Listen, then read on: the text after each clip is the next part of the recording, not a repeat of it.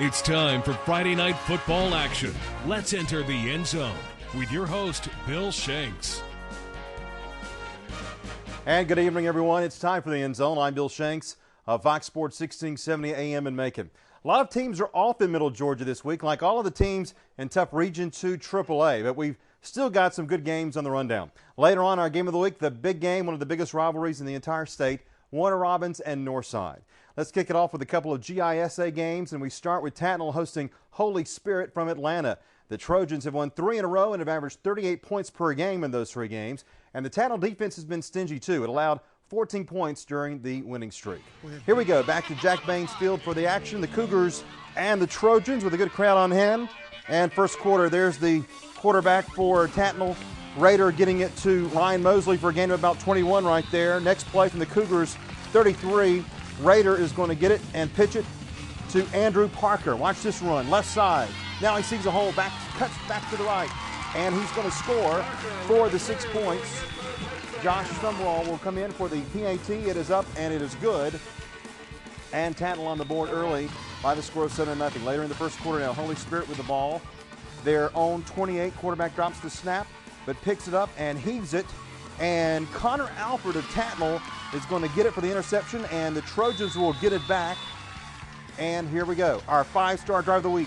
Trojans on their own 42. Raider hands off to Andrew Layson for a gain of 9. Then at midfield, Layson again, pickup of 7 right up the middle. Running that ball, running that clock. 1st and 10, Layson up the middle for 12, down to the 30. They will then change sides for the second quarter with Tattnall up 7-0. Tattnall on the Cougars 22. And Raider is going to fake the handoff and keep it, and he's going to run to the right side and pick up a gain down to the 13-yard line. Then 2 plays later, Raider again will keep it right side. Touchdown will be right here for Tattnall, and that is good for 6 points. The PAT by Sumrall is up and good, and that is our 5-star drive of the week. 14-0 Trojans out on top. Tattnall the ball again now on their own 45-yard line. Raider again, watch this. He is going to take off and go for a long touchdown, and he is going to score easily. Raider having a great game right there. PAT would be no good, and it's 20-0 Tattnall on top. Then Trojans again with the ball on their own 45 again. Hands off Andrew Layson. Watch him, he's going to take off. He can see the pay dirt, but he's going to be tripped at the 6-yard line. Dadgummit. 2 plays later, though, Raider will get it, and he'll keep it for the touchdown.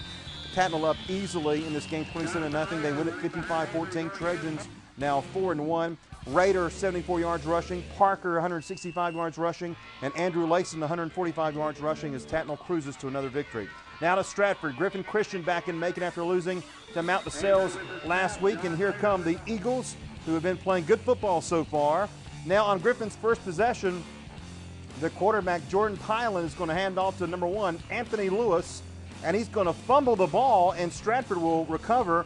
Robert Lynn will recover for the Eagles. Stratford will get the football back and trying to go to work on offense. Here they go. Patrick Smith will hand it off to Marquez Lemon. Nice little 6-yard run right there for the touchdown. The PAT would be good, and it's 7-0 Stratford on top in the first quarter. Into the first quarter now. Griffin would be unable to move the ball and would struggle on offense. There they fumbled the snap right there. Eagles right there, and they would have to punt the ball away to the Eagles, who would get it back and march all the way down the field. They wouldn't have good field position, but they marched it all the way down the field. And Lemon again for the run, about a 7-yard run to make it 14-0 after the PAT, and that would make it a 14-0 score. Now Griffin unable to move the ball again. They have to punt again, but it's going to be blocked by R.C. Brown, and Drew Akaki will run it in for the touchdown to make it 21-0. Stratford out on top after the PAT would make it good. Up and good, and they've got a 3-touchdown lead right there. One more score for Stratford. Patrick Smith is going to hand it off again. Marquez Lemon for another touchdown coming up, and that would make it 28-0. Here's the play right here. Third quarter action. Stratford doing very well, and they win it easily. 49-12 is the final. Stratford is now 5-1 on the season. Up next, can Mount DeSales keep up a torrid scoring pace? And we'll check on FPD. You're watching The End Zone on 41 NBC. And we're back on the End Zone for this first day of October. Let's stay with the private schools now and start with Mount DeSales hosting Mount Vernon. The Cavaliers were undefeated coming into tonight's game, and the offense has been the story. Led by the Swain brothers, the Cavs have averaged 46 points per game. Mount DeSales has won 5 games in each of the last 2 seasons, and this could be the best team for Robert Slocum since 2003 when they won 8 games. Let's see if the Cavs could tame the Mustangs tonight at Mike Garvin Stadium. Here we go for some of the action of this game with the Cavs coming out. All right, straight to the first quarter now. DeSales with the ball. Miles Swain will run for about a 25-yard gain right here until he's tackled by Charles Justice. Nice run there. Now on the line, Bradley Smith is going to get it. He's going to fake us out a little bit, but he'll get it to Miles Swain again for the touchdown, and the extra point would be up and good, and it's 7-0. Cavaliers out on top. Mustangs with the ball now. They run it to the goal line. Jalen Adler has it, and he gets about 10 yards before stepping out of bounds. And then the Mustangs on the goal line, knocking on the door. Elijah Burnett runs it in for a touchdown, and the extra point would be good, and it's 7-7. A little bit of a surprise there. Mount Vernon now with the ball. This time the quarterback is going to get it and pass it, but then he's going to be tackled after the catch. You watch this. He catches it. Nice catch, but then a fumble, and Mount DeSales will recover it. Seth Hadaway, and they are pumped up right there on the sidelines for that. Cavs will get the ball back, and a quick pitch out to Chris Swain. He's going to run it all the way to the goal line, and this is why the Cavaliers are good. Look at that run right there. The extra point would be good. The Cavaliers would be up 14-7. They would go on to easily win this game. Miles Swain, 4 carries, 101 yards, 2 touchdowns. Chris Swain, 8 carries, 177 yards for 2 touchdowns. The Cavaliers move to 6-0 as the record is 51-14. Mount DeSales and Robert Slocum off to a great start. Now to FPD, the Vikings hosting Our Lady of Mercy tonight. Here we go for some of the action from FPD. And here we go on the kickoff now. Darren Moore of FPD is going to catch the ball and take it for a pretty good run. About a 25-yard run or so, maybe even a little bit more than that. Kyle Sharp and Brennan Sanders are going to run him down. He's coming right at you, and there's a tackle, and he's got great field position there for FPD. Now, Brooks Stroud is going to keep the ball for FPD, and about a 15-yard gain right there, and they are knocking on the door. Then Clay Martin, the quarterback for the Vikings, carries the ball, and he will score across the goal line for the 6 points. The PAT is good, and it's 7-0. Now, FPD, watch this. Watch this. Pay attention. FPD with the ball. Things aren't looking good. Darren Moore, he nearly loses it, goes back to the left, looking for an opening, back to it right, gets tangled up by some of the defense, but then he's going to shake loose, and believe it or not, he's going to score. Are you kidding? This may be the best run of the year so far. A great run by Moore. The PAT would be good, making the score 14-0 FPD. Second quarter now, FPD with the ball. Clay Martin again, back to pass. Trey Dozier is going to get it, and he is going to fake out our cameraman for a second before scoring another touchdown. The PAT would be no good on this one, and that would make it 20-0 at halftime. FPD would hold on. 20-6 is the final score, and they move on to 2-4 on this season. All right, when we come back, our game of the week, Warner Robins and Northside. We're back with more right after this. Back on the end zone, and our game of the week is still a matchup that should be considered the best rivalry in the state of Georgia. No matter what the records are, Warner Robins and Northside are always going to have a war. The history of this series has showed us that. Last season, for example, the Eagles had one of the best teams in the state, but they lost the Demons 21-20. But this season, a tall order for Warner Robins. They were off to their worst start since 1966 with an 0-4 record, while the Eagles undefeated again at 4-0. Here we go to McConnell Talbert Stadium for the highlights, where once again a tremendous crowd there at McConnell Talbert. They always have just a great turnout for both teams. Warner Robins will start us off now with the ball, and the option is going to go to Charles Colbert, and he's going to get chopped down there by Dalus Jackson. Northside now with the ball. The option goes to Josh Stern, and he's going to break away for a nice run there.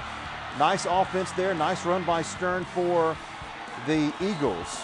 And the Warner Robins coaches trying to get their defense going. Stop that Eagle offense after a false start pushes Northside back to the second long. Briar Van Brunt walks back, and he is just sworn by those Demons. Now in the second quarter, Demons try some razzle-dazzle with a reverse pass, but it's going to be just a little bit short. Incomplete. Nice try there, but a flag. Pass interference is called against Northside. First down, Demons. Warner Robins tailback Charles Colbert gets the handoff, bursts up the middle for a 25-yard gain there on the right side. Then Warner Robins knocking on the door. Colbert again, toting it right edge, lunges for the touchdown, and he's in there for the score.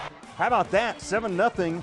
Demons out on top. Later in the second quarter, Northside now will force Warner Robins to punt, and here's a pretty good return. Steven Nelson is going to run it back and get the ball all the way back to the 35-yard line. Northside near the goal line. Quarterback Van Brunt fakes the dive, and he's going to take it around on that right side himself for the touchdown to make it 7-7.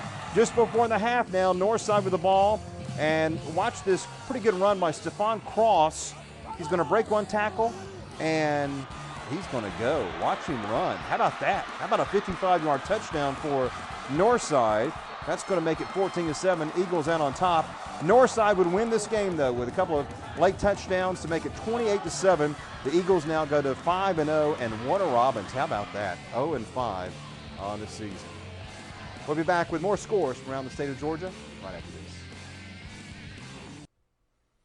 Every weekday afternoon, it's the Bill Shanks Show starring Brooke Martin on Fox Sports 1670 AM from 3 until 6. You can also listen online at www.foxsports1670.com. We talk sports, take your phone calls. We're also the home of the Dan Patrick Show. Jim Rome, and tomorrow at 4, the Saturday Scoreboard with Bobby Pope. Let's check on some more scores now. Dustin Wilson joins me with more. Dustin? Yeah, Bill, a lot of good games to get to. Let's go ahead and get to some of those scores across Middle Georgia. The Northeast Raiders defeated Monticello in their first victory of the season, 21-20. Washington County Golden Hawks 50, Hepzibah 7. The Golden Hawks moved to 3-1-1. They defeated Academy of Richmond County last week, 39-12. Jefferson County Warriors 57, Dodge County Indians 14. The Warriors of Jefferson County are now 4-1-1. Dublin Fighting Irish 28, Screven County Gamecocks 7. Dublin is now 5-0. They defeated Bleckley County last week 17-7. The Greenville Patriots are now 4-1 after defeating the Hawkinsville Red Devils 26-21. The Patriots of Greenville defeated Schley County last week 39-13. Warren County Screaming Eagles, they were screaming tonight, 46-13 over Twiggs County. The Screaming Eagles are now 4-2. They lost to Lincoln County last week, 27-0. The Marion County Eagles now 6-0. They defeated Taylor County 30-27, and they are now at 6-0. Cook County 42, Fitzgerald 14. Cook County will play Berrien next week for a homecoming. They beat Crisp County 20-7 last week. The Hornets of Cook County are now 5-0. The Westfield Hornets, they moved to 5-0 after defeating Pinewood Christian 35-14. And the Westfield Hornets beat Bullock Academy last week 28-21. Bill, the Warner Robins and Northside game. Man, I know Warner Robins has had a tough time this season, but they played with some heart tonight, Bill. Both fronts played really well. I think Northside just had a little bit more in the skill positions. They sure did. Real quick before we go, the Braves lose. The Padres are beating the Giants in the fourth inning 5-0. The Braves' magic number stays at 2. That's our show for tonight. Thank you for being with us. We'll see you right back here next week. For now, I'm Bill Shanks. For all of us at 41 NBC, good night.